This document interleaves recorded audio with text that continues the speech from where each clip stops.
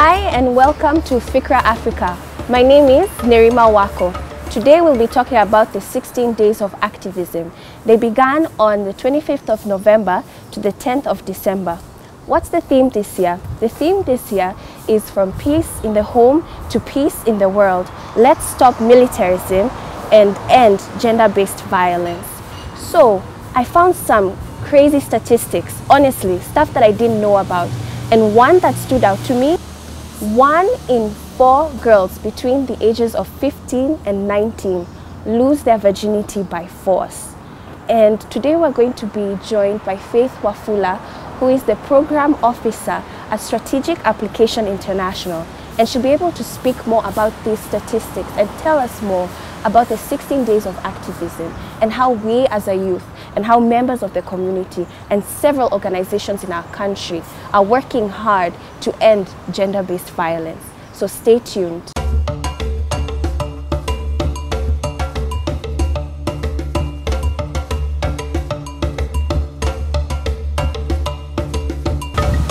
Welcome back. So today, like I said, we have Faith with us.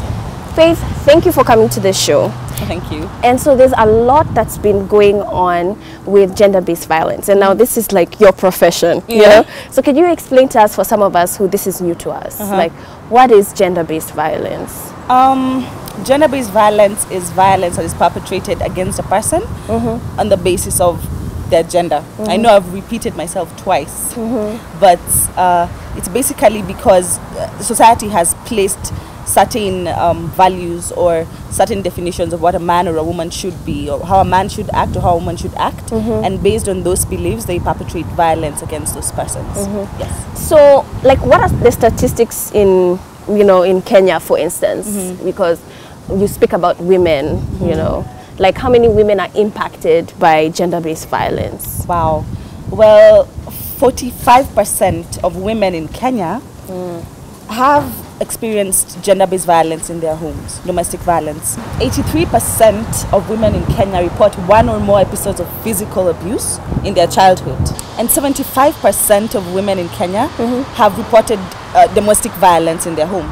So they've been physically abused, they've been sexually abused in their homes. Oh my gosh. Yeah. So you say you're from Strategic Applications International. Okay, so what do you guys do, you know, and what are you doing this week? Well, basically, we come alongside other organizations and help them to achieve their mission, whether it's through capacity building, through fundraising.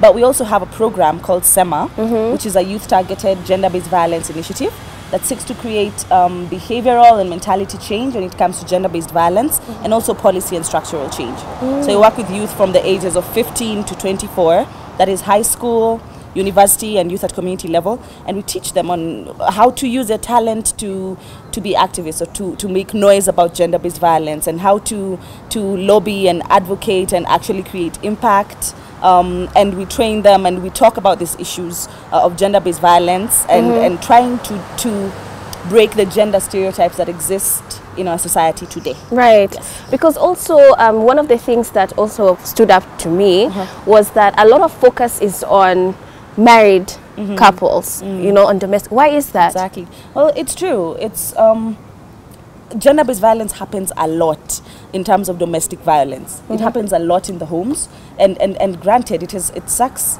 but we also need to realize that it happens because of stereotypes and mentalities that are created as we are growing up, you know, as young people. So yeah, because of knowledge we subscribe to, experiences we've gone through from childhood and through our youth. So, but the thing is, youth experience a lot of gender-based violence as well. We have a lot of sexual abuse when it comes to the youth. We have sexual harassment. We have intimate partner violence, which happens a lot.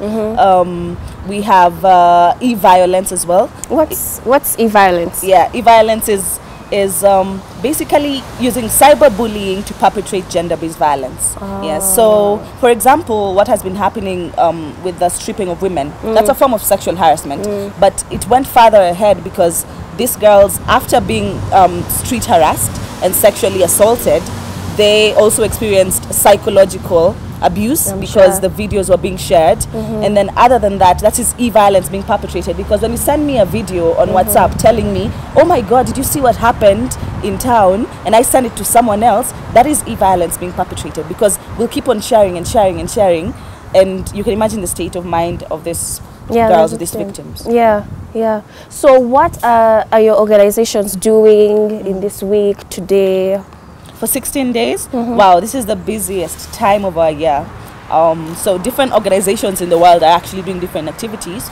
So far, we've had we've had a conference. We've partnered up with different organizations. Like Kenya MUN, which is a club in university. We've partnered with Bloggers Association of Kenya, Visionaries Aloud. We've seen like the Orange Your Hood. Yes, Orange Your Hood is a campaign that is ongoing right now as well, all over the world.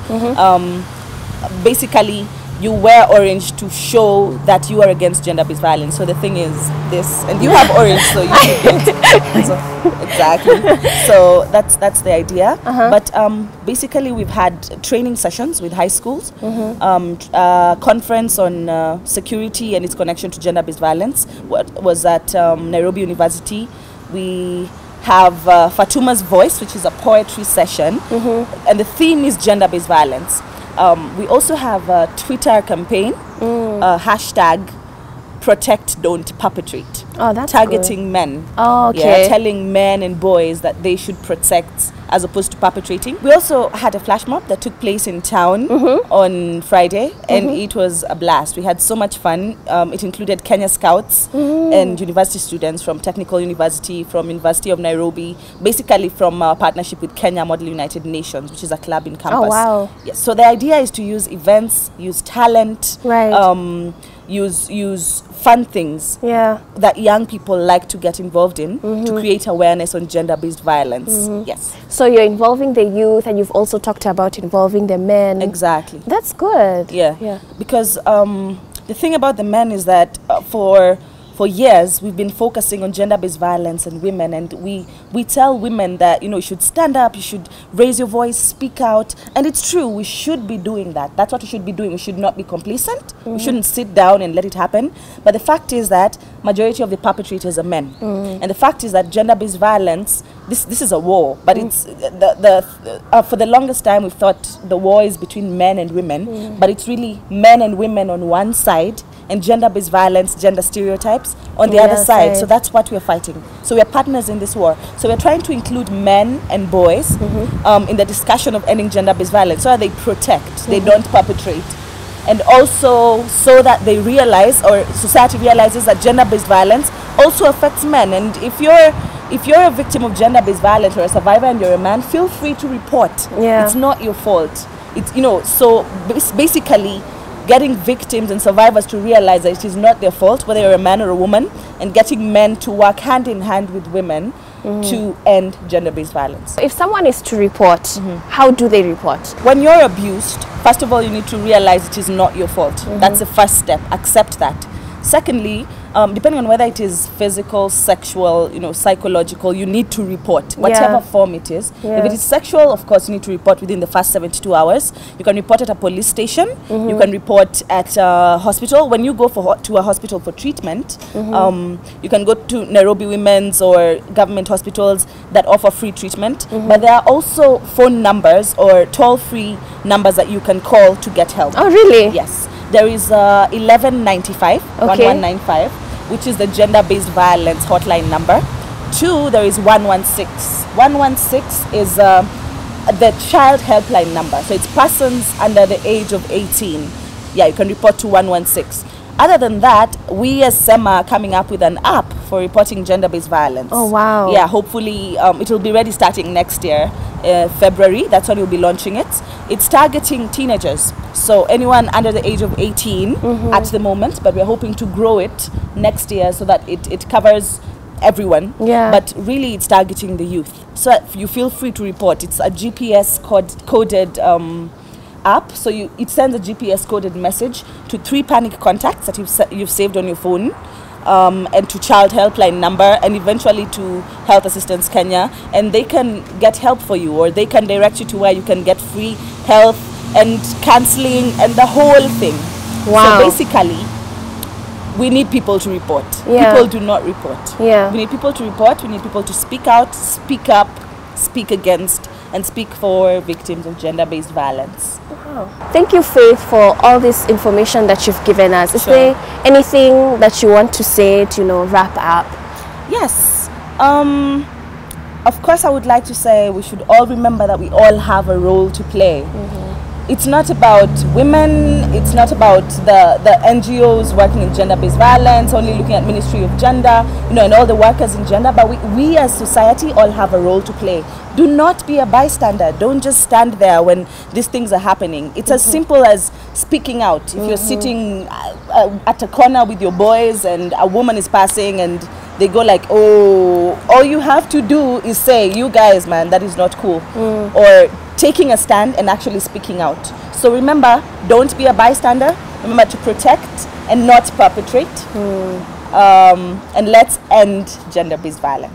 As Faith said, let's continue to speak about this. Let us not let it end on the 10th of December. It's something that needs to go on.